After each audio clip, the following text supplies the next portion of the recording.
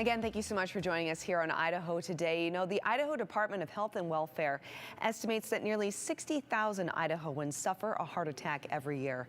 And the Centers for Disease Control and Prevention estimates that more than 800,000 Americans suffer a heart attack.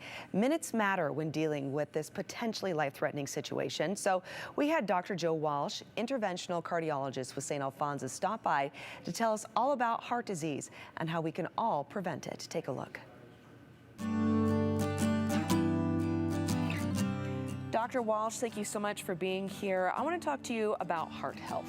You know, we hear so often about heart disease and heart attack being the #1 cause of death here in the state of Idaho, but is there a difference between the two? Yeah, that's a great question. So when we think about heart disease, it really encapsulates all of the possible conditions that can affect both the heart and the blood vessels, whereas a heart attack is a manifestation of a subset of that called coronary artery disease. And so coronary artery disease is essentially the process by which plaque forms in the arteries of the heart.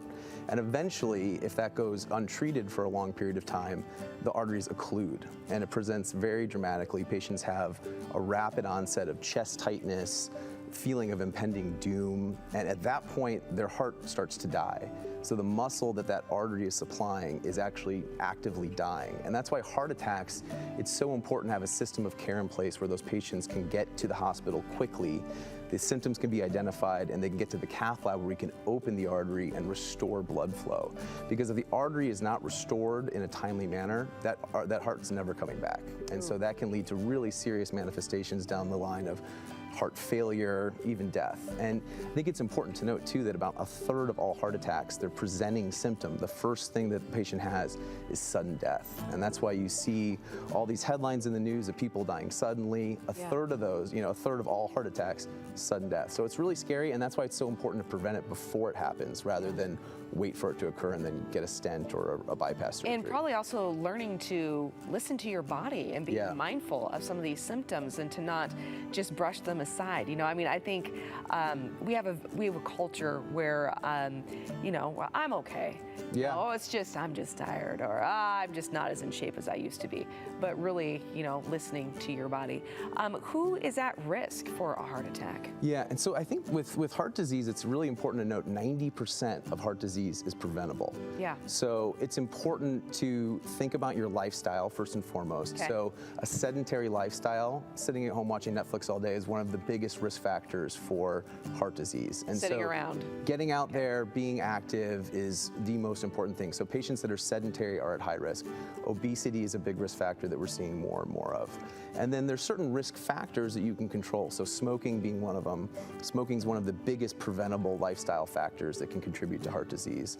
Diabetes, high blood pressure, high cholesterol. And that's why it's so important, if you don't want to have a heart attack, to get screened for all these conditions that we can treat and prevent the onset of heart disease. Okay, so those who are at risk, it's almost a similar parallel, if you will, to how to prevent a heart attack, because they kind of go hand in hand. Exactly, right? Yeah. And as opposed to other conditions like cancer or neurodegenerative diseases like dementia, we really have this finite set of risk factors that you can treat to prevent the heart attack from happening. So while it may be the leading cause of death, it's one of the most preventable causes of death as well. Okay, and then this is super exciting, and at least a bit of a reassurance for us at home too, to know that we have St. Alphonsus as a resource. But recently, St. Alphonsus was recognized as the leading hospital in the state for treatment of heart attack patients. So tell us more about this award, and also what does it mean for people who have suffered a heart attack? Yeah, so we're very proud of this. We got the Platinum Award that was given to us by the American College of Cardiology. And when heart attack centers are being accredited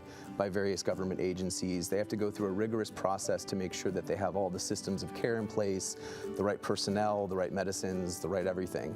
And so when the American College of Cardiology came to accredit us, they said, you're not only accredited, but we're giving you this Platinum Award because of the outstanding outcomes you've had and the outstanding team that you have in place. Wow. And so it basically means that patients in Idaho are getting state-of-the-art care at St. Alphonsus above and beyond the standard. So we're very excited, and we've worked really hard to set up a heart attack program that we feel has been successful and will continue to have great success. Great, and let's expand on that just a little bit more too. I would like to know more about the capabilities that the cardiac team at St. Alphonsus has that can help someone who has suffered a heart attack. Yeah, and so in terms of systems of care, we have what we call pre-hospital EKGs. Okay. So if you're in the field and someone has a heart attack outside of your studio, we can transmit their EKG from the field so the team can get there sooner. Oh, wow. So we can actually transmit it out so that when the patient arrives at the hospital, we're ready and waiting for them, even if it's 3 o'clock in the morning, because we've had that EKG ahead of time.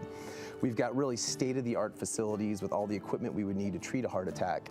And then above and beyond that, if the patient has any complications related to the heart attack, like shock, their heart pump stops working, we have state-of-the-art equipment to treat that condition. That includes a heart pump called an Impella.